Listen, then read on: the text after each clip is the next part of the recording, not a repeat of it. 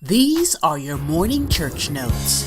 Make plans to attend the Pilgrim Rest Youth Department's annual Black History Month program, Sunday, February 24th at 9:30 a.m., celebrating the theme, Black Migrations, Standing on the Faith of Our Fathers. This year's speaker will be Minister Clarence E. Stewart III, youth pastor at Restoration Baptist Church in Montgomery, Alabama, and host of Praise 96.5 FM's Afternoon Power Drive. The First Aid Ministry will hold an interest meeting on Thursday, February 27th at 6 p.m. in the East Campus Boardroom.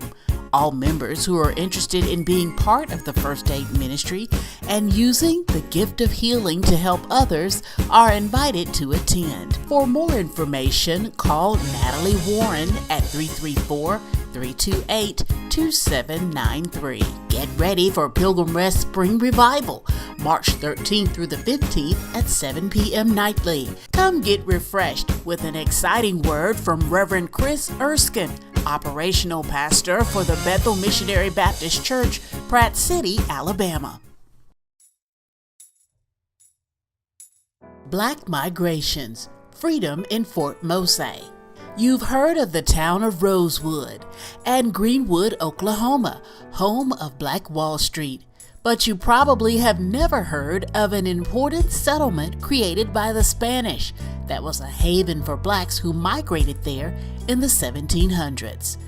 In the 360 years between 1500 and the end of the slave trade, at least 12 million African Americans were forcibly taken to the Americas by the British. It was the largest forced migration in human history. During the 1700s, England and France were bitter rivals for land and territory, which stretched across the seas to the New World. And the Spaniards, who held large parts of Florida, sought to antagonize the British both economically and militarily. So they created a safe haven for runaway slaves who escaped from British territories by setting up the first free all-black settlement of Fort Mose, just north of St. Augustine in 1738. The Spanish crown proclaimed that all runaway slaves could find freedom in Florida in return for converting to Catholicism and serving in the Spanish Army for 4 years. Many escaped slaves from the Carolinas and Georgia migrated to Fort Mose and fought for the Spanish in exchange for their freedom along with Native Americans. They fought valiantly in the Siege of Fort Mose in 1740, where they defeated the British and prevented them from taking Florida. But freedom fighting came at a heavy cost. Though the British were defeated, Fort Mose was nearly destroyed.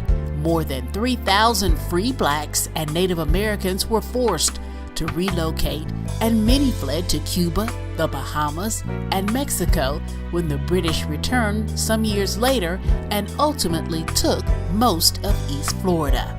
Today, their remains of Fort Mose are considered a premier site on the Florida Black Heritage Trail.